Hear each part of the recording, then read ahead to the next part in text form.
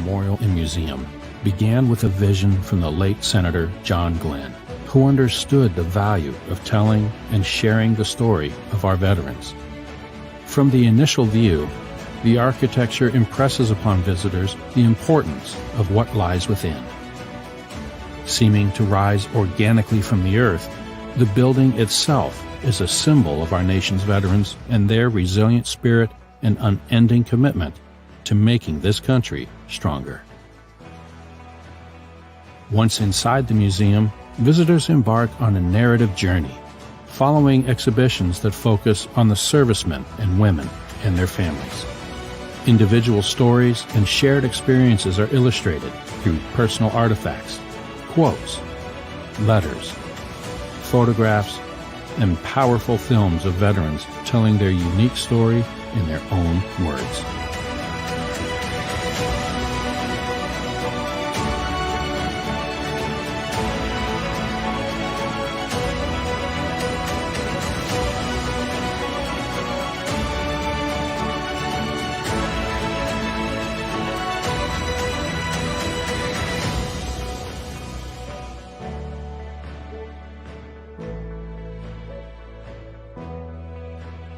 The National Veterans Memorial and Museum. It's more than a museum. It's the new home of the brave. Plan your visit today.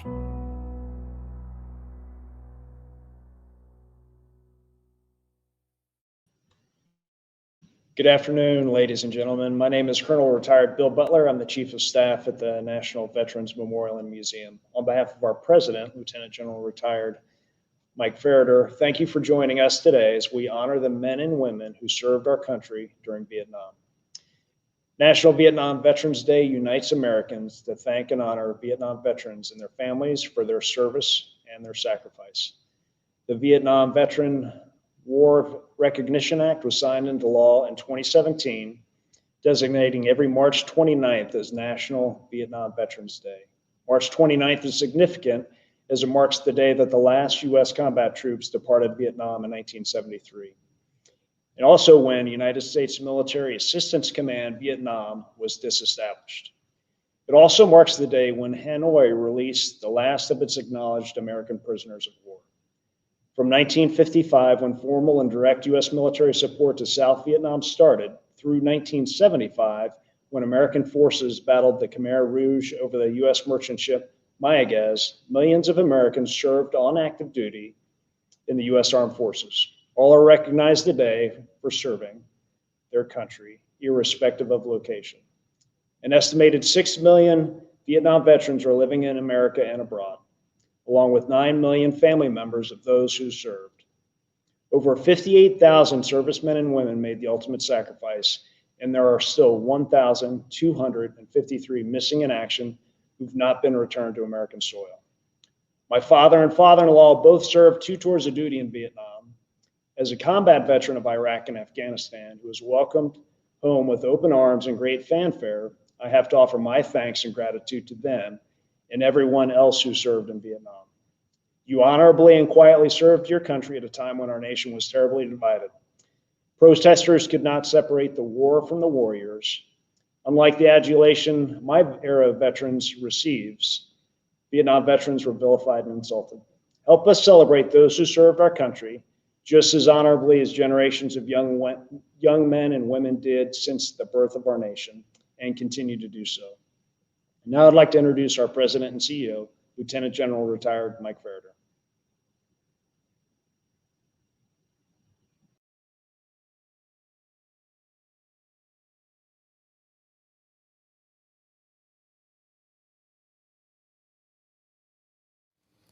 Hello, everybody. I'm Lieutenant General Mike Ferriter.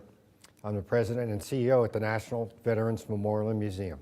And I served 35 years in the U.S. Army as a paratrooper and an Army Ranger, and retired and landed this awesome job at the National Veterans Memorial Museum, where we get to honor, connect, inspire, and educate.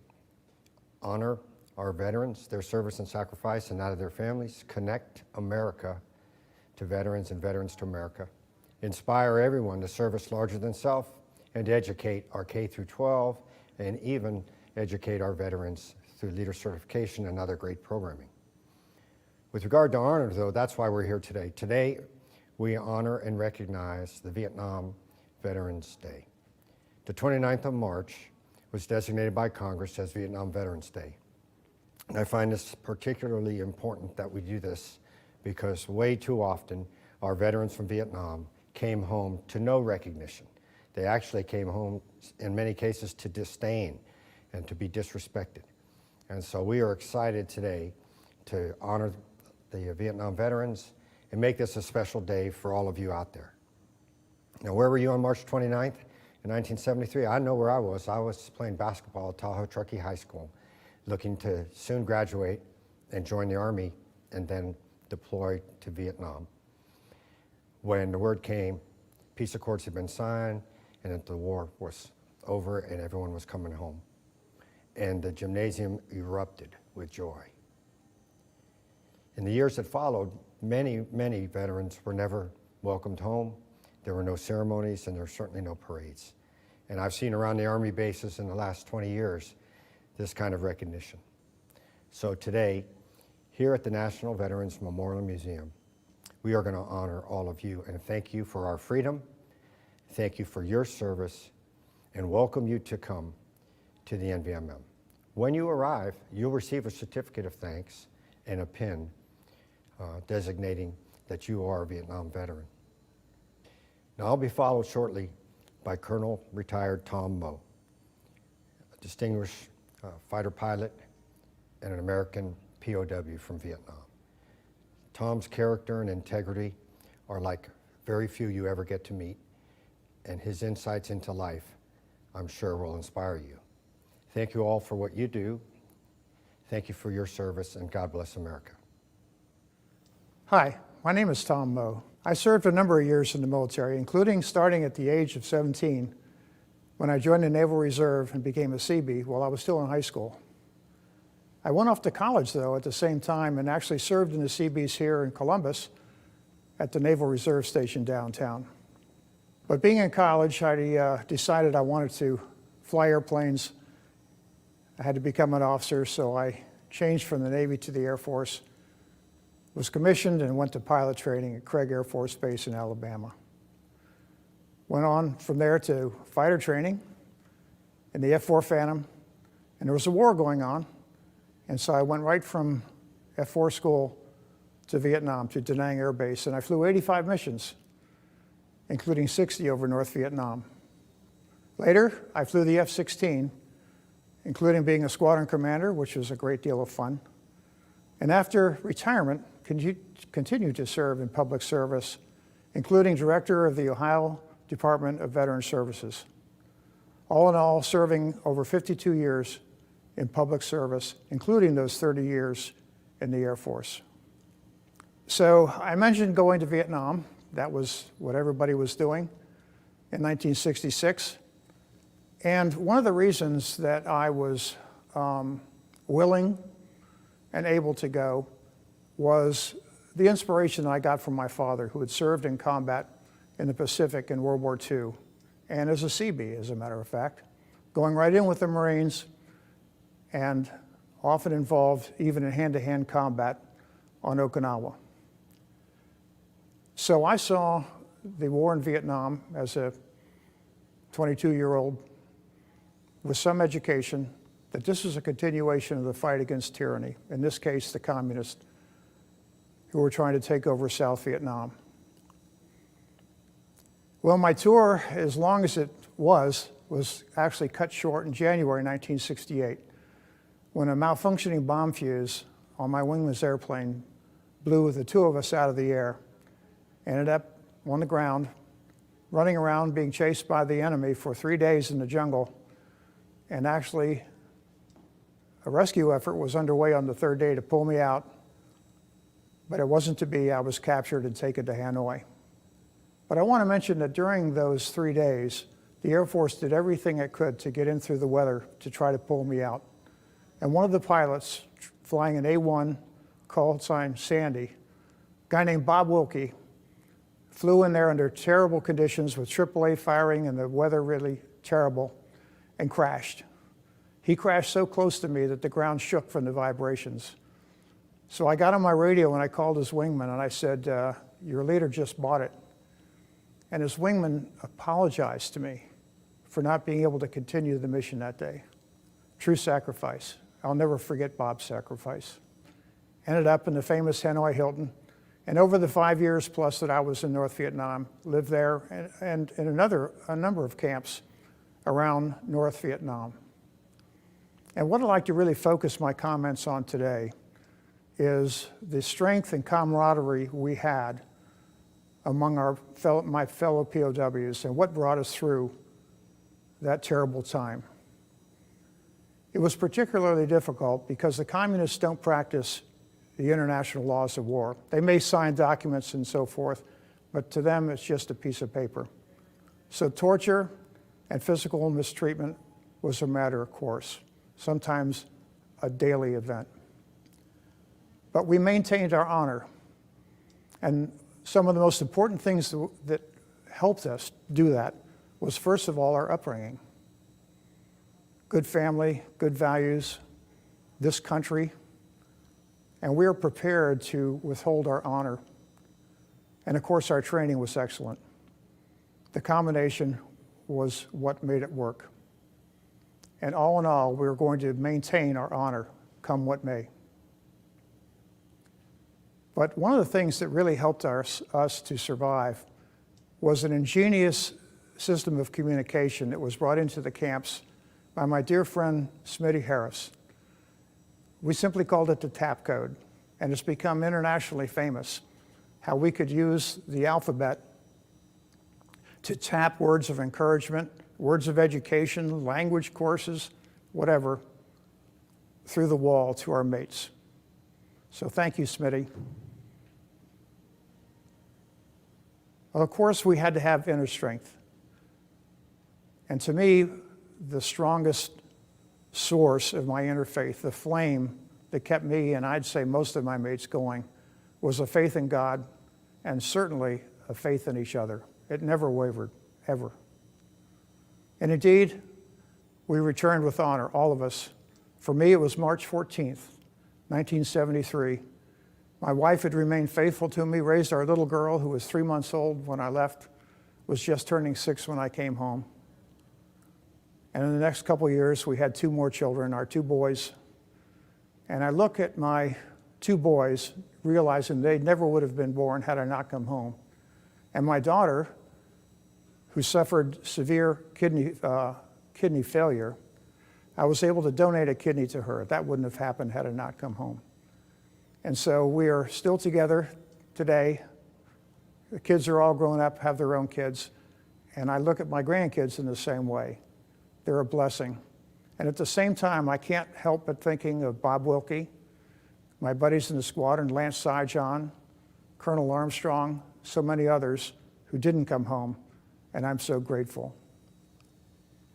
So what can I take out of this experience of Vietnam or experience of my life for the last 50-some years after I came home? Certainly the experience strengthened my faith in God, and I went through lots of periods of examination to bolster that faith and to understand what my faith meant. And of course, the friendship of my mates through the low times they would carry me through the high times we carried each other, or I would carry them through if necessary. At the same time, we felt, and many of us feel to this day, that we are really betrayed at home. We were betrayed at home by people who didn't understand the situation in Vietnam.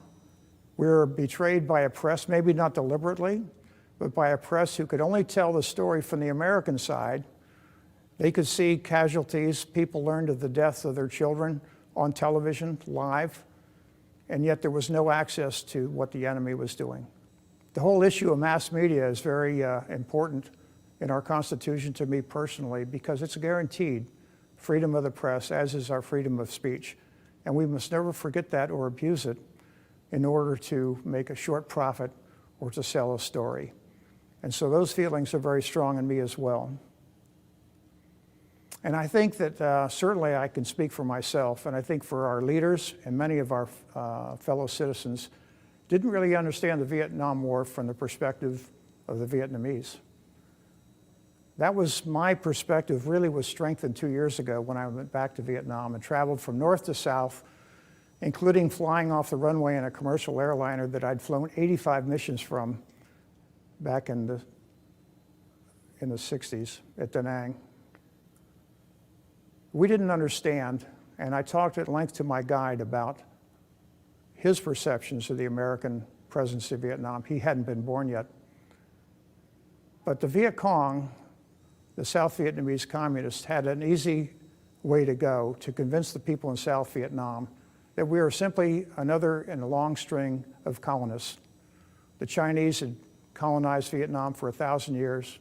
The French had colonized Vietnam. During World War II, the Japanese colonized Vietnam brutally. And then after the war, the French came back. How could we be seen as otherwise? We can use these lessons in today's efforts to understand the perspective of people who we think we are helping, and in many cases we have. My dad sacrificed in World War II. Thankfully, he came home, but there were many that didn't. I visited cemeteries in Europe for the many people who died in World War I and World War II. So truly, Americans have known how to sacrifice and have done so, and we did so in Vietnam as well. But it's a great undertaking when we take up arms anywhere in the world to help other people, to make sure that in fact we're helping them. Matter of fact, Vladimir Lenin had an old saying, the way the Communist Party supported people. He said, the Communist Party supports people like a rope supports a hanged man. Well, we don't want to be a rope like that. So we need to be careful in our foreign policy. And I guess the bottom line that I've taken from my experiences is that freedom, independence, and nation building are homegrown. They can't be imported. They can't be imposed upon someone else.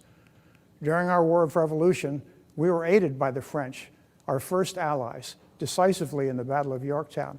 But they didn't come to America to build America. We built it, and we continue to build it to this day. And I appreciate the opportunity to express these thoughts freely to you in the land of the free. God bless you all, and thank you again.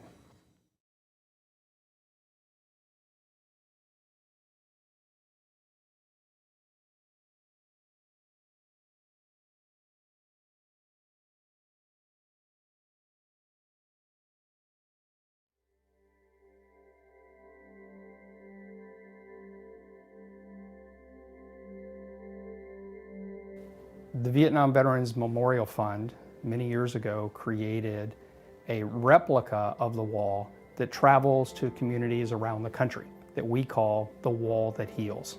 This mobile replica really is about taking the names home to communities large and small to allow people to have that same kind of healing experience, to come and show their respect, to remember those 58,000 whose names are on the wall, as well as the 2.7 million Vietnam veterans who served who returned home.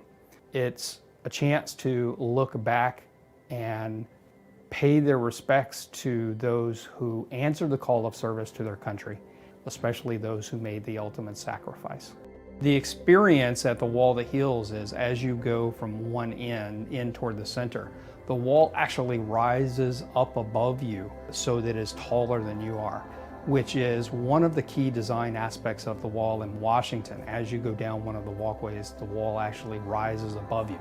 And I think that has a psychological impact where you actually understand that there is something important here. It is so large that it creates an emotion of power, and you understand you're supposed to stop. You're supposed to think about it. And in this case, you can read the names, you can see your reflection in the wall, and you have to remember why those names are inscribed. These are people who sacrificed their lives for our country. I get this feeling in my stomach, the pride that you see. When we went into San Dimas, the kids were all along the streets with their American flags. That always chokes me up because I know what it is to serve this country. And we as Americans sometimes don't understand the cost of war. Hate the war all you want, but don't hate the warrior. I met a couple guys here this morning, and one guy, I walked up to him and he started crying already. Man, it makes me feel good. Not that he's crying, but that he's here to have bonding with someone and being able to find his buddy on the wall. It means so much.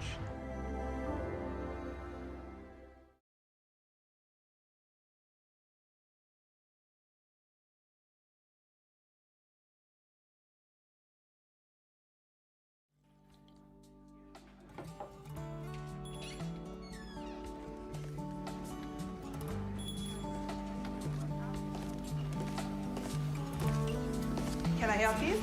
Just a cup of coffee, please. Coming right up. Oh, there's no charge. Thank you.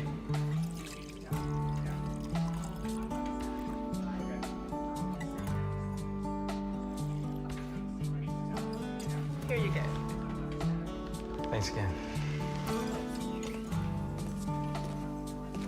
Thank you for your service. Thank you for your support. Can I take a picture? Sure. All right, smile. There you go.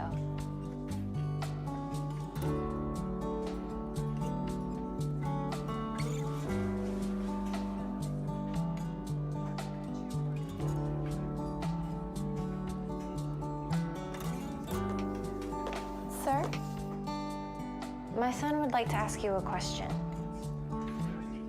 Are you a hero too? That man said you were.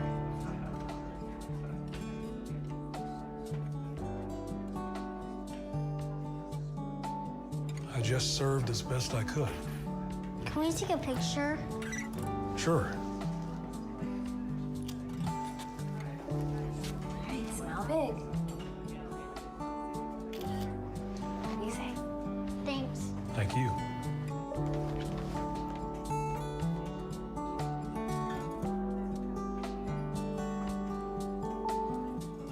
Thank you for your service. Thank you for your support.